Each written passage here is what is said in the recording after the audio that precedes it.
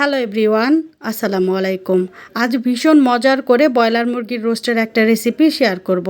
আসছে ঈদে এরকম করে ব্রয়লার মুরগির রোস্ট রান্না করে আপনি যদি ডাইনিং টেবিলে রাখেন, বিশ্বাস করেন সবাই আপনার রোস্টের প্রশংসা করতে বাধ্য হবে। আর আপনি যদি না বলেন তাহলে কেউ বুঝতেই পারবে না এটা ব্রয়লার মুরগি দিয়ে রান্না করা। রোস্টটা ব্রয়লার মুরগির হলেও এর থেকে একটুও বাজে স্মেল আসবে না, আর এর গ্রেভিটা হবে ভীষণ রকমের ঘন এবং ক্রিমি। আশা করি আমার আজকের রেসিপিটি আপনাদের কাছে বেশ ভালো লাগবে। যদি ভালো লাগে তবে অবশ্যই রিকোয়েস্ট থাকবে চ্যানেলটি সাবস্ক্রাইব করে সাথে থাকবেন। তো আজকে রোস্ট রান্না করার জন্য এখানে আমি মুরগির 6টা লেগ পিস নিয়েছি। আমি একদম ফ্রেশ মুরগি ব্যবহার করেছি। চিকেনের পিসগুলো খুব ভালোভাবে ধুয়ে পরিষ্কার করে পানি ঝরিয়ে নিয়েছি। এখানে পানি ঝরিয়ে নেওয়াটা কিন্তু খুবই জরুরি। এখন ব্রয়লার মুরগি থেকে অতিরিক্ত গন্ধ দূর করার জন্য এখানে আমি 1 পিস লেবু চিপে এর পুরোটা রস দিয়ে দিচ্ছি। লেবুর রসে ব্রয়লার মুরগি থেকে অতিরিক্ত গন্ধটা একদমই চলে যাবে। এরপরে দিয়ে দিচ্ছি স্বাদমতো লবণ আর খুব সামান্য জর্দা রং দিয়ে দিচ্ছি। জর্দা রং দিয়ে মুরগির রোস্টটা ভেজে নিলে কালারটা খুব সুন্দর আসবে, আর এটা ব্রয়লার মুরগির মতো দেখতে একদমই লাগবে না। আর হাতের কাছে যদি জর্দা রংটা না থাকে তাহলে খুব সামান্য মরিচের গুঁড়া দিয়ে মেখে তারপরে রোস্টটা ভেজে নেবেন। তবে হলুদের গুঁড়া ব্যবহার করা যাবে না।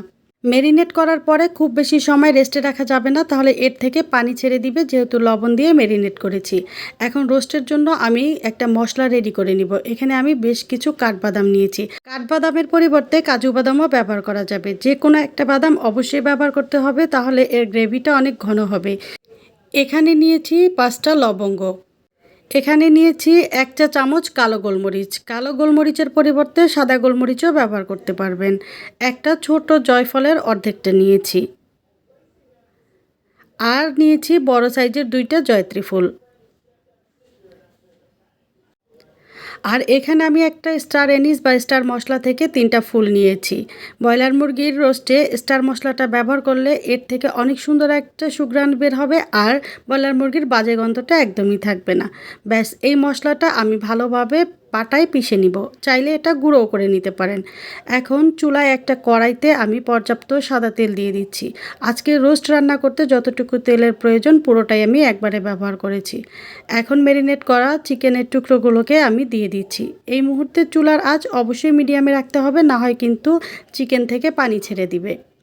আজ মুরগির পিসগুলোকে আমি একটু সময় নিয়ে ভাজবো, যেন 2টা পাশ বেশ একটু শক্ত শক্ত হয়, তাহলে এই ব্রয়লার মুরগির রোস্টটা খেতে বেশ ভালো লাগবে। একটা পাশ লালচে কালার হয়ে গেলে উল্টে দিয়ে অন্য পাশটাও ঠিক একই রকম কালার করে ভেজে নিব। মুরগির পিসগুলো ভাজতে আমার 7 থেকে 8 মিনিট সময় লেগেছে। আমি 2 ব্যাচ করে মুরগির পিসগুলো ভেজে নিয়েছি। খুব সুন্দর একটা কালার চলে আসলে তেল ঝরিয়ে পিসগুলোকে তুলে নিচ্ছি। একই রকম করে বাকি পিসগুলো এখানে ভেজে নিব।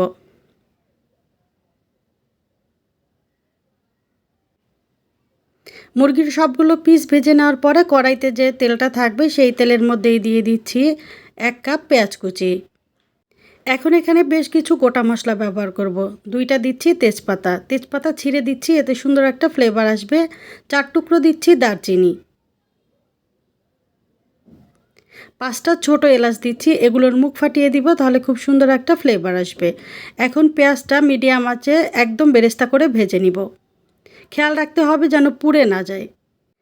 তো এখানে আমার পেঁয়াজ বেরেস্তা করা হয়ে গিয়েছে। এর থেকে কিছুটা পেঁয়াজ আমি তুলে রাখবো, যেটা আমি রান্নার একদম শেষে ব্যবহার করব। পেঁয়াজ বেরেস্তা একটা প্লেটে ছড়িয়ে রাখলে এটা একদম ক্রিস্পি থাকবে। তো এখন কড়াইতে যে বাকি পেঁয়াজ বেরেস্তা আছে তার মধ্যে আমি দিয়ে দিচ্ছি পরিমাণ মতো পানি। প্রথমেই দিয়ে দিচ্ছি স্বাদমতো লবণ। লবণটা একটু বুঝে শুনে দিতে হবে, যেহেতু আমি মুরগিগুলো ভাজার সময় লবণ ব্যবহার করেছি। 1 চা চামচ দিচ্ছি লাল মরিচের গুঁড়া, 1 চা চামচ দিচ্ছি ধনিয়ার গুঁড়া, আর 1 চা চামচ দিচ্ছি জিরার গুঁড়া। আজকে রোস্টের কালারটা আমি একটু লালচে করতে চাই, তাই এখানে দিয়ে দিচ্ছি 1 চা চামচ কাশ্মীরি লাল মরিচের গুঁড়া। এতে ঝাল হবে না, শুধু রঙটাই পরিবর্তন হবে। যদি হাতের কাছে না থাকে তাহলে স্কিপ করতে পারেন। দিয়ে দিলাম 2 টেবিল চামচ আদা এবং রসুন বাটা। দিচ্ছি 3 টেবিল চামচ পেঁয়াজ বাটা। এতে গ্রেভিটা অনেক ঘন হবে। আর প্রথমে যে মশলাগুলো দেখিয়েছিলাম সেটা আমি পুরোটাই বেটে নিয়েছি। এর সমস্ত মশলাটা দিয়ে দিলাম। এরপরে দিয়ে দিচ্ছি 1 টেবিল চামচের চাইতে একটু বেশি টমেটো সস।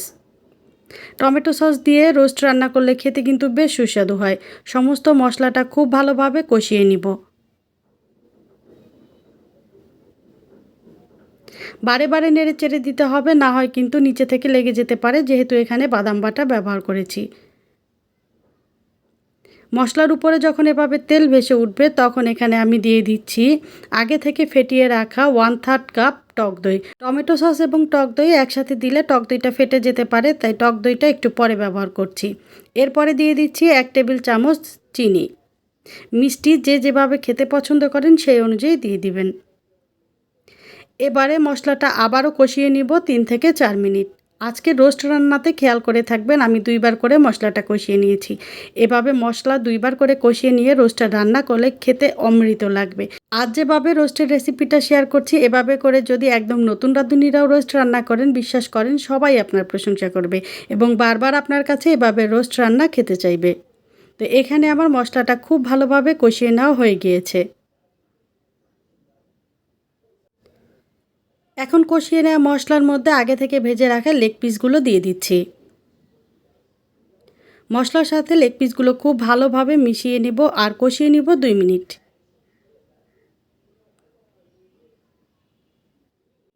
একটু সাবধানে মুরগির পিসগুলো নেড়েচেড়ে নিতে হবে, যেহেতু এটা ব্রয়লার মুরগি, খেয়াল রাখতে হবে যেন কোনোভাবে পিসগুলো ভেঙে না যায়।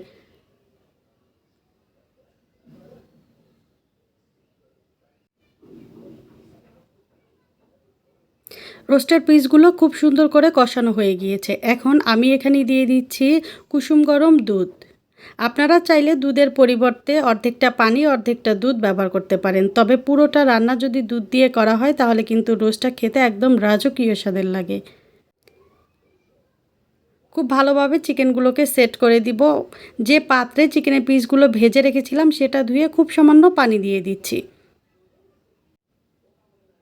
আবারও খুব সুন্দর করে নেড়েচেড়ে সেট করে দিয়ে চুলার আঁচ মিডিয়ামে রেখে তারপরে ঢাকা দিয়ে রান্না করব পছন্দ মতো গ্রেভিটা ঘন হয়ে আসা পর্যন্ত। 10 মিনিট রান্না করার পরে ঢাকনাটা খুলে একটু নেড়েচেড়ে দিব যাতে নিচে থেকে লেগে না যায়, যেহেতু এখানে বাদাম বাটা, টক দই, টমেটো সস ব্যবহার করা হয়েছে। এখন রোস্টের স্বাদ দ্বিগুণ করতে আমি এখানে দিয়ে দিলাম বেশ কিছু কিশমিশ। কিশমিশ দিলে রোস্ট খেতে অসম্ভব রকমের মজা হয়। এরপরে এখানে দিয়ে দিচ্ছি বেশ কয়েকটা কাঁচামরিচ। আমি আস্তই ব্যবহার করলাম, চাইলে ভেঙে দিতে পারেন, তাহলে এখানে ঝালের পরিমাণ কিছুটা বাড়বে। আর এই রোস্টের সুঘ্রাণ পুরো বাসাতে ছড়িয়ে দিতে চাইলে এখানে ব্যবহার করতে পারেন 1 টেবিল চামচ কেওড়া জল। কেওড়া জল দিলে এর সুঘ্রাণে আপনার পেট ভরে যাবে। এখন ঢাকা দিয়ে অপেক্ষা করব পছন্দ মতো গ্রেভিটা ঘন হয়ে আসা পর্যন্ত।